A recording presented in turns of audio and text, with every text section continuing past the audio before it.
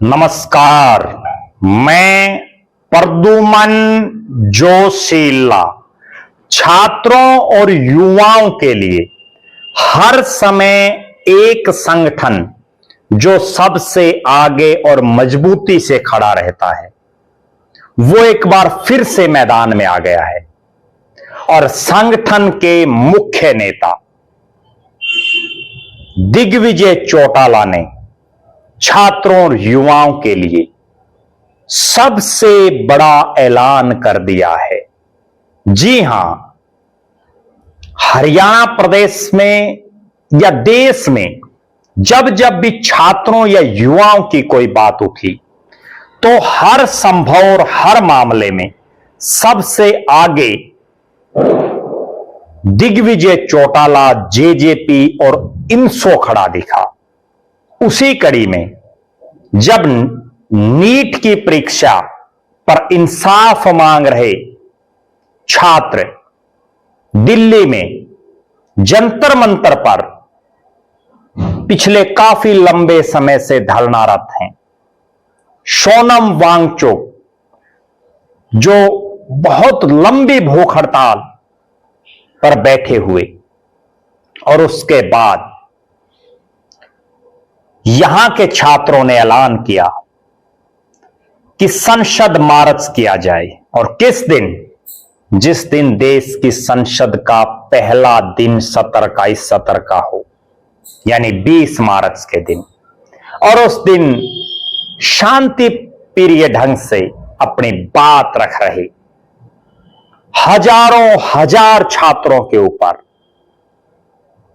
जिस तरह से बर्बरता की गई, उसके विरोध में दिग्विजय चौटाला ने सबसे बड़ा ऐलान कर दिया है। और ऐलान आज ही से यानी 22 जुलाई के दिन से सिरसा के टाउन पार्क स्थित चौधरी देवीलाल जी की प्रतिमा के सामने अनिश्चितकालीन धरना शुरू कर दिया है। जी हां, छात्रों के हक और न्याय की आवाज को मजबूती से उठाने के लिए दिग्विजय चौटाला का यह संघर्ष लगातार जारी रहेगा। जिस तरह से संसद मार्च के दौरान छात्रों पर बर्बरता हुई, दिग्विजय चौटाला जिन्होंने छात्रों के हकों के लिए बार बार नहीं अनेक बार लंबी लड़ाइयां लड़ने का काम किया है, सरकार तक छात्रों की आवाज उठाई है, वो अब अनिश्चितकालीन धरने पर बैठ चुके हैं। छात्रों के सम्मान की लड़ाई, एक ऐसी लड़ाई जो देश भर के छात्र अपने हकों के लिए लड़ रहे हैं। इसी कड़ी में वो बैठ गए हैं सिरसा के टाउन पार्क के में जो चौधरी देवीलाल जी की प्रतिमा है। और बाकायदा वहां एक बैनर लगाया गया है जिसमें लिखा गया है सिरसा का जंतर मंतर। जी हां, दिल्ली के जंतर मंतर पर देश भर के छात्र बैठे हैं, देश भर के नौजवान बैठे हैं।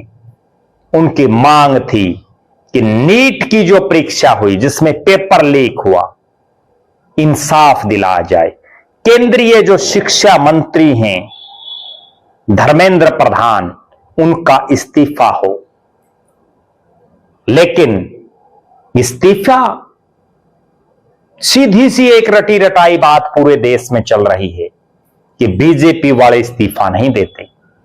आप सबने देखा होगा हरियाणा का एक मंत्री जिसके ऊपर बड़े गंभीर आरोप लगे, और जब प्रदेश की विधानसभा में विपक्ष ने आवाज उठाई तो उस समय का मुख्यमंत्री बोलता है, बीजेपी का मुख्यमंत्री, कि नहीं लेंगे इस्तीफा, नहीं लेंगे इस्तीफा, नहीं लेंगे इस्तीफा।